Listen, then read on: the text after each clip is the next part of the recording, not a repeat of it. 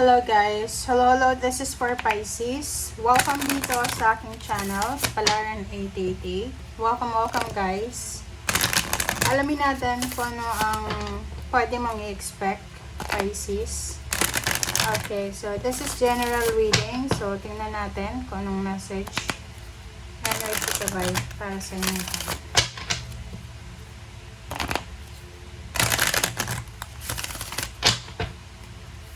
Okay, Pisces. Okay, Pisces. First two cards tayo. First two cards mo is Lemuria. Lemuria returns and wave of power. So, this is number 29, 11. So, sa nakikita ko sa'yo dito, this Lemuria returns is, siya yung fruitful success ng The Empress. So, ang ibig sabihin yan, meron na posibleng fruitful ideas. There's a harvest season ka na posibleng mamamanifest. Okay, this is a manifestation of your dreams. May mga Pisces na babae na posibleng malapit na kayong manganak or pwedeng buntis. Yung may mga reproductive problems like yung may mga PCOS or may mga endometriosis, endometriosis ba? Whatever reproductive problem na meron ka, sinasabi ng barasa yun na there's a solution, answered prayers para sa inyo. Okay? So, dito sinasabi ng barasa yun na financially also. So, there's a financial blessings na posibleng darating sa'yo. Lump sum of money. Basta meron ditong harvest season. Okay? So, Lemuria return yan.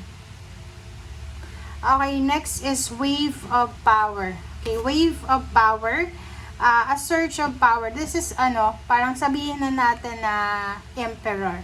So, you will reclaim your power, guys. So, sinasabi ng barahan na magiging sobrang masaya ka, sobrang strong yung energy mo, magiging sobrang energetic ka, confident ka, excited, motivated, inspired. So, lahat na ata ng positive energy ay energy and emotion ay posibleng maramdaman mo dito, Pisces.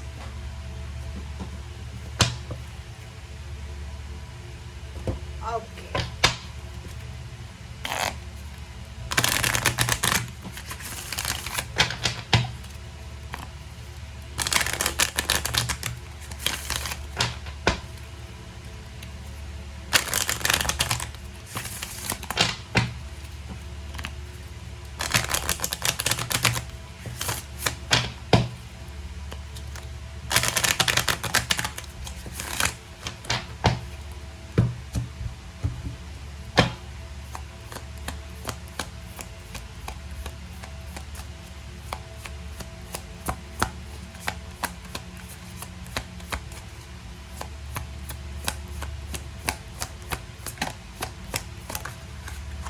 Okay. Omega. Victory! Congratulations, Pisces. Etong Omega na to, tsaka Lemuria returns, pareho lang yung message na Omega is completion, achievement, satisfaction, endings, positive endings. So, you're victorious dito, Pisces. Congratulations! Kasi sabi ng Barasio dito na your desire is coming to fruition. Keep up the good work. So, diba? So, yun. So, this is a confirmation para sa mga Pisces na you will be powerful. Maraming blessings, prosperity, abundance, windfall, breakthroughs na posibleng darating sa'yo. So, congratulations. Both physical, mental, psychological, financial, spiritual, lahat ng area sa buhay mo. Makukuha mo yung fruits of your labor. This is a harvest season para sa'yo. Lahat ng sacrifices mo, lahat ng mga kumbaga, sinacrifice mo ay may kapalit yan. Okay? Ang next is Archangel Michael. Diba? So, kung ano man ito na blessings mo ngayon, ano man itong ginagawa mo ngayon, Archangel Michael is with you. Okay? Binibigyan kaya ng courage na mabago yung takbo ng buhay mo. Tutulungan ka niya sa divine life purpose mo sa buhay. So, you are protected, you are guided, you are loved.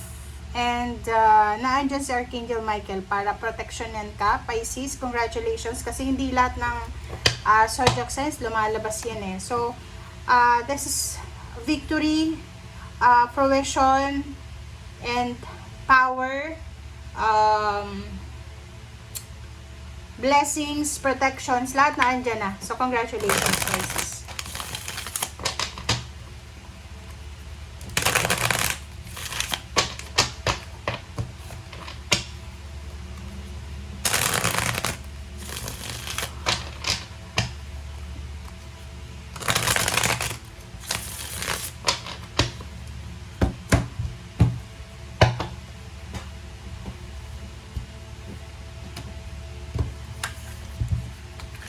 Alright. Let's check. Okay, Knight of Cups. Knight of Cups, Pisces, and the King of Cups. So nakikita ko sa'yo dito, you are super lucky. It's because, if ever man na love life ito, if ever man na love life, this is your energy.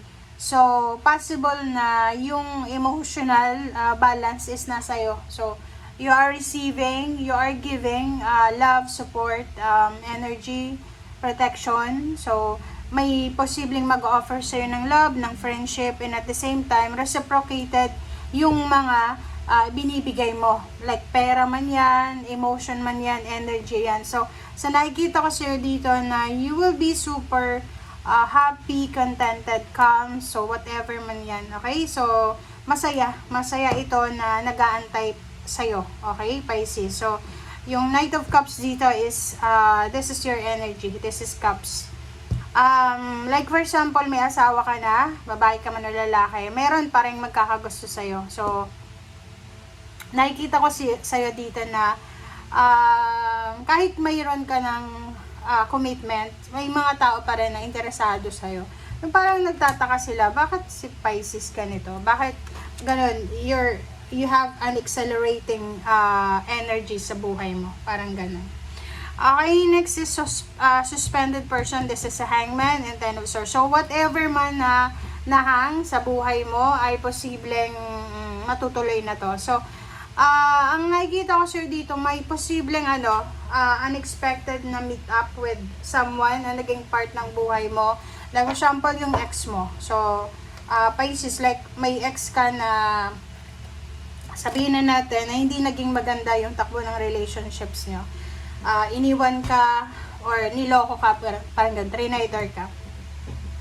And wala kayong closure. Walang closure. Basta lang iniwan ka, nag-asawa na siya, may anak na siya, or whatever man. Ikaw ganun din. So, naka-recover ka na. And now, sa nakikita ko, isang unexpected na meet-up or unexpected na pagsasama ang mangyari sa inyong dalawa. And marirealize ng ex mo na yon na malaking pagkakamali yung ginawa niya sa'yo.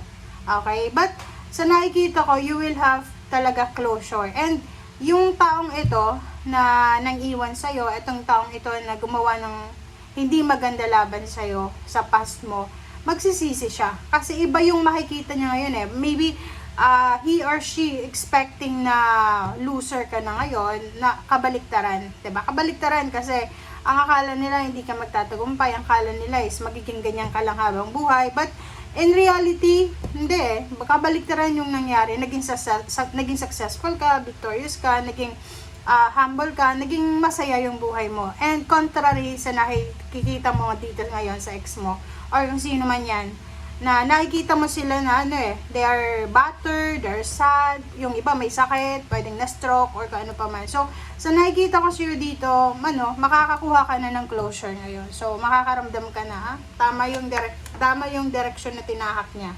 Okay, parang ganun. So, no more regrets, no more like, what if, sa nakikita ko. Okay, next is strength, Page of Swords, Page of Pentacles, Eight of Pentacles. So, ang sinasabi ng Barasyo dito, maraming good karma ang paparating sa'yo, Pisces. So, nakikita ko sa'yo dito na pwedeng yun. There's a contract signing, documents, papers, travel. Maybe you're preparing for a travel. So, long distance man yan or nasa malapit lang. So, sinasabi ng baraha, there's a good news coming sa buhay mo na posibleng magdadala sa'yo ng strong confidence. So, magiging mas confident ka.